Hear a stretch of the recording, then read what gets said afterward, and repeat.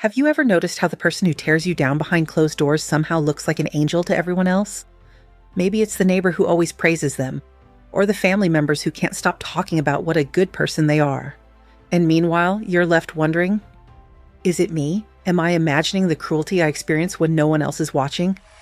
That's the power of the Covert Narcissists playbook. They are masters at building a carefully crafted public mask while keeping the abuse tucked away in the shadows. In this video, we're going deep into that playbook. The tactics, the charm, the subtle manipulation. By the end of this video, you'll see exactly how they keep the mask in place and why recognizing it is your first step to freedom. Step 1. The mask of perfection. A covert narcissist knows one thing. Appearances are everything. They may not be loud or flamboyant like the stereotypical narcissist, but they are just as invested in curating how others see them. Think about the neighbor who always waves with a smile, bakes cookies for the school fundraiser, and volunteers at church. On the surface, they look selfless and community-oriented. But behind closed doors, you see the coldness, the disdain, the subtle digs that leave you questioning your worth. That polished front has one goal: to make their story believable. If they look flawless in the public eye, who would ever take your story seriously if you spoke up? It's not accidental, it's a carefully crafted move.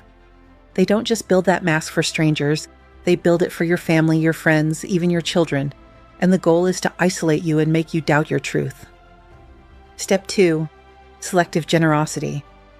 One of the covert narcissist's favorite tools is what I call strategic kindness. They'll go out of their way to appear generous, but only when it benefits their image. Okay, so you've been begging your partner to help around the house for months. They ignore you. But then, at a family gathering, they suddenly swoop in, clean the dishes, and beam at everyone while saying, "Oh, I just love taking care of things." It looks like kindness. Everyone smiles. Everyone claps. You even start to question yourself. But here's the truth. That right there isn't generosity. It's theater. This tactic does two things. First, it makes them look good in front of everyone else. Second, it makes you look ungrateful if you ever complain. After all, they're so helpful. How could you say that about them? The covert narcissist thrives on selective generosity because it traps you in silence while keeping their halo polished. That fake kindness is just one card in their hand. The next, stories. Carefully chosen, carefully told. Step 3, storytelling as propaganda. Ever heard someone brag about staying up all night to care for their partner, but you know the truth was guilt trips and eye rolls? That's the covert narcissist's spin. Every story they tell casts them as hero or victim, never the villain. And once people buy their version, your reality is doubted before you even speak. This goes beyond simple bragging. It's image building. They're planting seeds in other people's minds. So when you finally share your reality, the audience already has a counter story prepared. But they told me how much they love you. Are you sure? Every story they tell puts them at the center, sometimes as the hero who gives everything, other times as the misunderstood victim who can't catch a break. And here's the trap. Once they've set up the perfect caregiver narrative, they can pivot seamlessly into the role of the poor, mistreated partner whenever you push back. Step 4, playing the victim. If there's one role covert narcissists love more than hero, it's victim. Why? Because playing the victim disarms people. It makes them sympathetic and it lowers their defenses. Say you call them out on a cruel remark. Instead of apologizing, they'll twist the script. "You're always so hard on me. I can never do anything right." Suddenly, you're comforting them while your own hurt is swept under the rug. And if they can make you feel guilty for being hurt, what chance do others have of ever seeing the truth? In public, they use the same tactic. They'll talk about how difficult their life is, how much they've endured, how people always seem to misunderstand them. This tactic serves two purposes. It deflects responsibility and it garners admiration. People will say, "Kim, wow, they've been through so much and they're still so strong." Meanwhile, you're living the opposite reality, carrying their cruelty while they soak up compassion from the world. It's one of the most manipulative and effective moves in the playbook. Playing the victim gets people on their side, but they don't stop there. They make sure the company they keep does the talking for them too. Step 5, image management through relationships. Covert narcissists understand the power of association. They pick their friends and connections the way a publicist picks headlines, carefully to make themselves look good.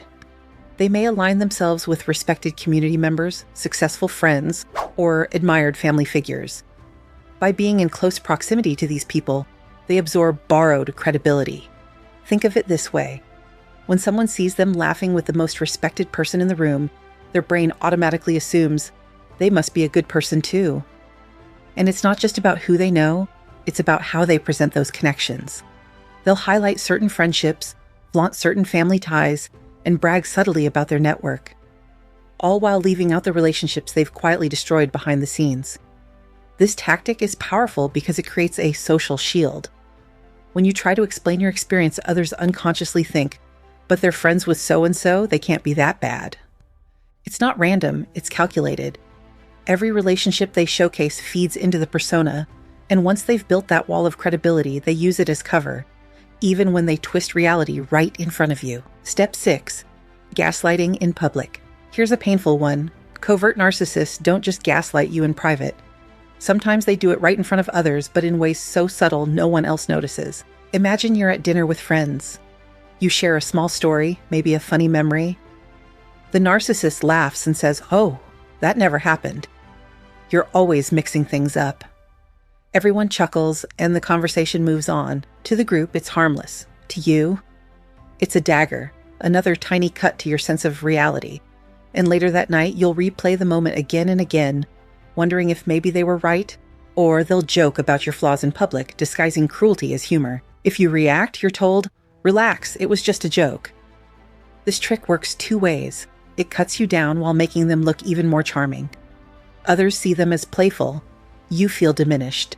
That's how they keep control, by eroding your confidence in plain sight while others cheer them on. Step 7. Social media as a stage. In today's world, the covert narcissist's playbook wouldn't be complete without social media. Scroll through their feed, and what do you see? Carefully staged photos of happy family moments, posts about charity work, captions about gratitude and love. Behind the screen, of course, the reality may be cold silence, controlling behavior, or cruel remarks. But online, the profile is spotless. This is digital mask building. It creates a curated story for friends, family, and even strangers to consume. And just like with their real-world tactics, the goal is the same: to create credibility, to ensure that when you say, things aren't what they seem, people think, but look at their posts, they look so happy. For survivors, this can be one of the most painful forms of gaslighting, because it turns even distant acquaintances into unwitting defenders of the narcissist's image. And then there are the moments with no words at all. Silence used like a blade. Step 8. Silence. Sometimes it's not what a covert narcissist says, but what they don't say that cuts the deepest. They use silence as a way to keep control without ever raising their voice. What if you're at a family dinner and someone makes a rude comment about you? You look to your partner, waiting for them to step in. Instead, they take a slow sip of their drink and say nothing. Later, when you ask why, they brush it off. "I didn't want to start drama." To you, that silence feels like abandonment. To everyone else, it looks like maturity or calm restraint. That's the trap. Their silence protects their image, avoids accountability, and quietly tells you that your voice doesn't matter, while making them look like the reasonable one. So why does the covert narcissist's playbook work so well? It's because people want to believe the disguise. Society rewards kindness, generosity, and humility, all traits the narcissist can convincingly mimic. And because most people don't see the behind-the-scenes cruelty, they simply don't question it. This leaves survivors in a painful bind. When you speak out, you risk being doubted, dismissed, or even painted as the problem. Understanding this doesn't erase the pain, but it does give you clarity. You are not crazy. You are not imagining it. You're seeing the full picture while everyone else is watching the highlight reel. The covert narcissist's greatest trick is convincing the world they're everything they're not. But once you see the playbook, their mask starts to crumble. So let me leave you with this question. Which of these tactics hit home for you the most? Drop your thoughts in the comments. And remember, their illusion may fool the world, but it doesn't have to fool you anymore. Once you see the playbook, you've already begun taking back your power.